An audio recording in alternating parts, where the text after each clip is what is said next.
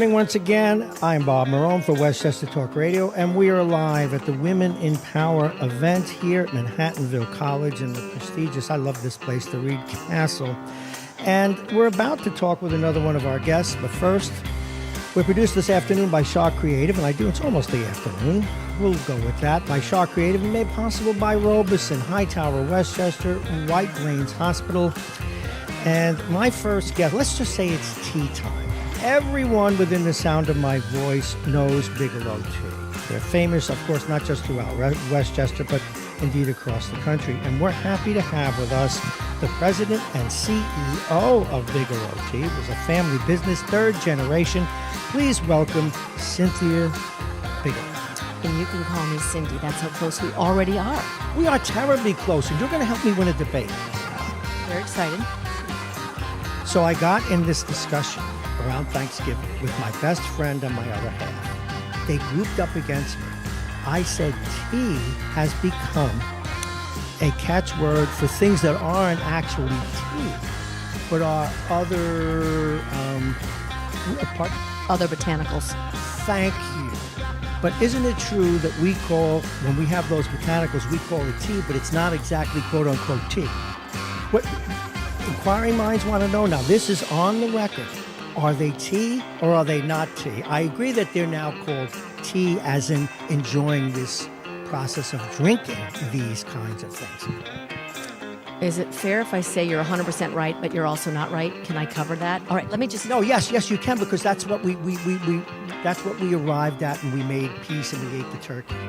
99% of America is going to 100% agree with you, because anything in a hot water beverage that comes out of a tea bag is considered tea. But 50% of the tea bags sold in the United States of America are actually botanicals that are not Camellia sinensis. Camellia sinensis is really considered tea, and the other botanicals, chamomile, raspberry, mint, etc., are called tea, but they're actually not really Camellia sinensis. So, Bob, did you win the argument or did you not?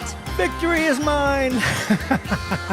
Thank you so very much. But that is important, because all those things are delicious and I drink them, and I call them tea too. But I was in one of those nerdy moods where I wanted to be precise. Absolutely. And believe it or not, the other botanicals sell more than Camellia sinensis. I know they do. Now tell us a little bit about, we'll get into you in a moment, because after all, you're the guest, but you're here for your company.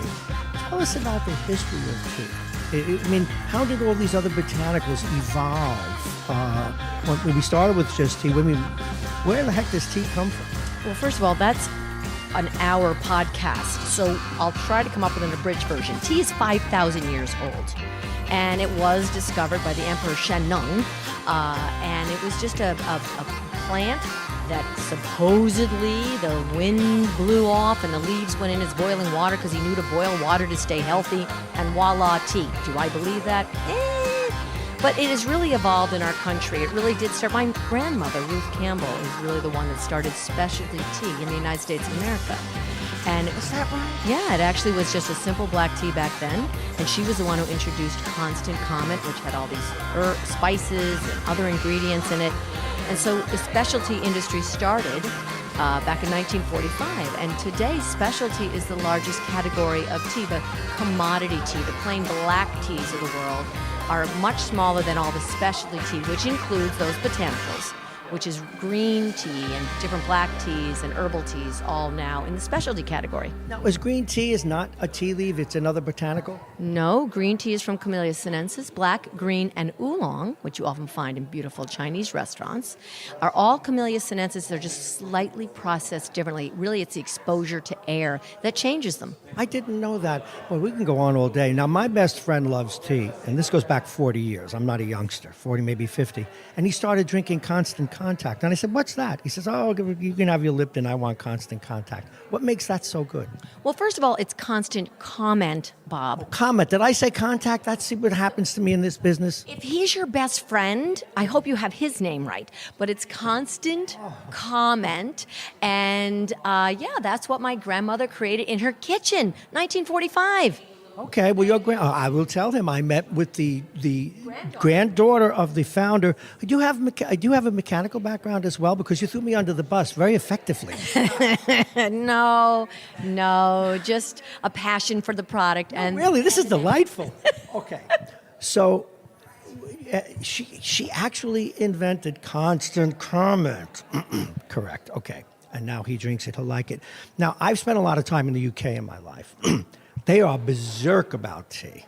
And as they're quick to tell me, it's Twinnings, Bob, not Twinings. Well, they are. They are passionate about tea. In our country, we're one of the few countries that really coffee is number one, about 8 cups to every 1 cup of tea. But around the world, tea, believe it or not, Bob, is the number 1 beverage in the world next to water. Tea. I did not know that. You know, this is, I realize I'm using a little bit of a pun here. But you talk as if you've been in this business your whole life. Yuck, yuck, yuck, yuck, yuck. Well, that's because it's true. Well, now, when did you, this passion is genuine? I can tell you're not just doing PR. This is genuine. How does that happen? You know, I always say, I would love to even hear from you as well, for sure. I think passion grows over time. In my own opinion, this is just my opinion, I sometimes feel that, you know, young people starting their career, you know, people will say, find your passion, find your passion. And I'm sure there is a percentage of the population that knows what that means. But I will also say that there's a huge chunk of the population that has no idea what passion is. True. So for me, it grew over time. Yes, I knew I wanted to be in the family business. Was I passionate about it? I don't think so. I knew it was a tea business. Was I passionate about tea? I don't think so. When did I become passionate about the family business and tea? As the years went on, and you start to get more engaged and more involved, and you're able to make a difference, and you know, you start to really live and breathe it and love it. And so passion comes with time. Plus, these intricacies are interesting, these small little bits that people don't know. Like when I tell Vince tonight that I met the granddaughter of the woman that invented his favorite tea. This is going to be great. Now, let's talk about your evolution. You know this. You're in the business. You run a big business. It's one thing to have a passion for it. It's another thing to be an executive. How did you develop those skills? That does take time. You do make mistakes, and I think the biggest teacher is yourself on learning what you do and what you don't like. I have often said, you know, I've learned more from the managers and the people I've been exposed to that I didn't prefer how they were doing it as I did very much from those that I did. And I just you have to challenge yourself, question yourself, watch your own mistakes, see the impact of your mistakes on others, and recognize it, and then take an inventory of yourself to ensure that you're trying to develop yourself as a leader. I spend a tremendous amount of time with my executive team talking about leadership. I don't talk about market share. Mm-hmm. I don't talk about market share. I talk about leadership. What are you doing to bring out the best of your people? How are you developing them? A lot of people kind of want to show what they have as a skill set. Okay, that's your skill set. How do you bring out the skill sets of 10 people around you? So leadership is, in my opinion, so important. It takes a lot of time, a lot of thought, and a lot of conversation. I was just sharing that with my colleague to the right. You know, he's a very bright young man, and he's moving up in the broadcasting and actually voiceover field, about how a lot of people want the corner office, but they don't want that hard work of managing people. That's so important. Now, did you see it coming as you were growing up in the family business? Did you say, there are two frames of thought I have. One is, if I ever get that job, I'll do this. Or did you see it eventually coming that I'm going to run this business one day? I never was the one that said, when I get there, I'm going to do this. It's just not my style. I mean, I am inside saying, okay, this is important to do. I don't think this one is. We need to move that over. But that's just a build Right. strategy over time. But for me, yeah, I said I want to work there and I want to run the company very early on in my life. At 16 years old, I said, this is cool. This is great. Why would I not want to do this? Yeah, I'm all in. Okay, now here's a question. If I don't ask you this, I'll be thrown off radio. What beverage do you have when you get up in the morning? Do you really have to ask me that with a lot of listeners? Okay. Okay, tea. We'll just say tea for now. Which one? Okay, well, first I do start with a cup of coffee. Oh, no, coffee. Okay, folks, we have to go. We're going to shut down the studio right now. We're going to... I do. It's just 1 cup, but then I moved to tea. And what's your favorite? Well, like yesterday I had I Love Lemon. Then after that I had our stress-free. I mean, we have 150. You have stress-free tea? I should take that by the gallon. I'm telling you, we have 150 teas. And so really, I can't say, it's like having 150 children. And I'm not just saying this to be politically correct.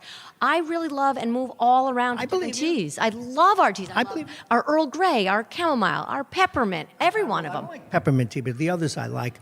Okay, how big is your company now? How many employees do you have? And your distribution, I know, is worldwide, but how big is the company now? Actually, we're about 450 employees. Wow. We sell 2.2 billion bags. All we do is tea. We're 100% family owned.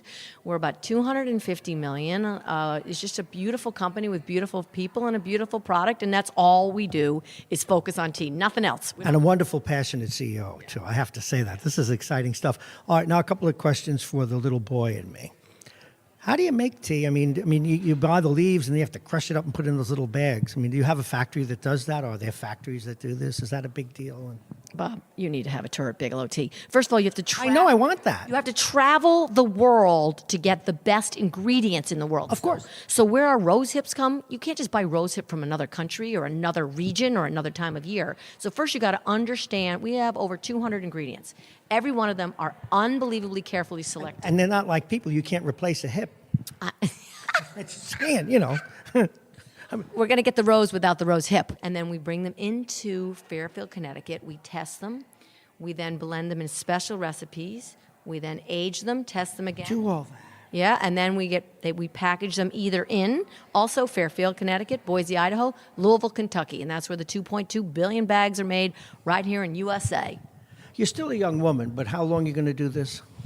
Well, you know, I do believe that you have to pass the baton. I have set up who the next president is. You do have a succession plan. This woman's the real deal. Well, it's kind of my job to make sure. I know that, but a lot of people don't think like that. Oh, well, that would not be good. So I have who the next president's going to be. I know what my next role is going to be. So I have a plan for about the next 15 to maybe even 20 years already set up. Well, you are the real deal. We're in our closing moments with Cynthia Bigelow. Yes, that Cynthia Bigelow, Cindi, she let me call her today.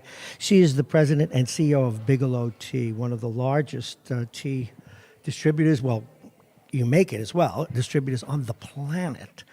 So you're going to do another 15 to 20 years. No, whoa. My role will be different over the next 15 to 20, but I have the next leadership established for the next 20. I see. All right. But you notice she's very shy. Have you noticed that? Very shy, no assertiveness. How can she run a big company? By the way, to wit, that is so cool and so good. I raised a daughter, and she's doing very well. She's a microbiologist. She's an executive, too.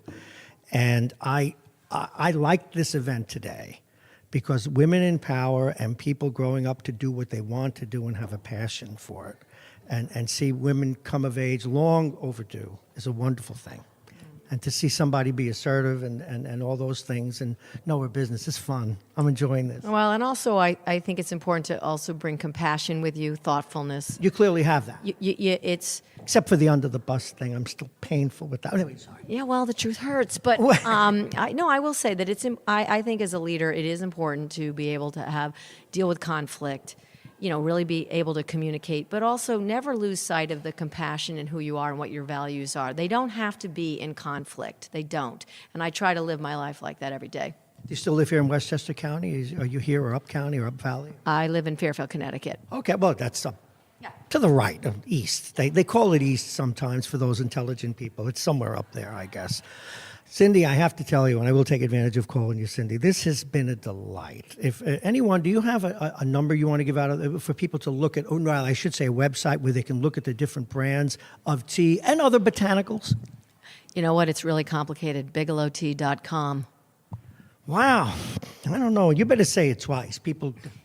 I would love if you guys visited BigelowTea.com. I would love to do that. I'm going to take you up on that. Oh, it's fun. We've got amazing stories and our sustainability program and all of our product. Oh, it's fun. Free samples? I get a cup of tea? No free samples, but ingredients. It's fun.